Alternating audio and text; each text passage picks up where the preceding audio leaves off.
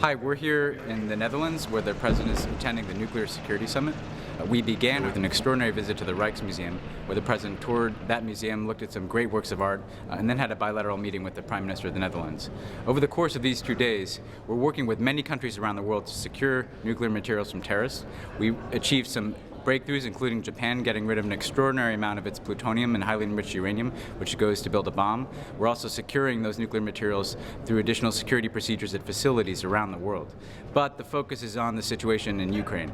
And in all of his meetings with the G7 leaders here, with the Prime Minister of the Netherlands, with interactions with other European leaders, as well as countries from around the world, we're united in sending a clear message that Russia's aggression should not stand, that they will be isolated and face consequences for their failure to respect the sovereignty and territorial integrity of Ukraine. We're very much looking forward to a united international community standing together here in the Netherlands, and then looking forward to our meetings in Brussels with the European Union and NATO.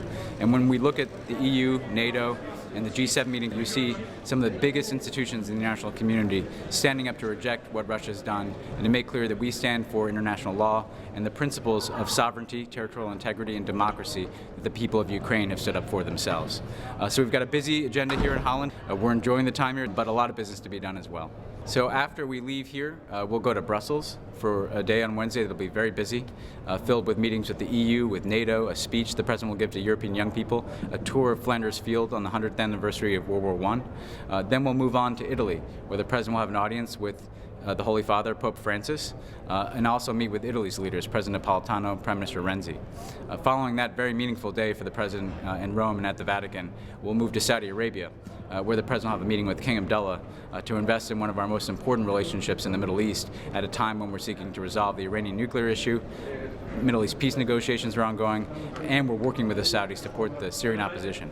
So a very busy agenda that covers Ukraine, but also other events in Asia and Europe and the Middle East, and we get to do so in some of the great cities of Europe with some of the President's closest counterparts around the world. Stay tuned for more updates as we continue our travels. We'll keep you informed as we always try to do.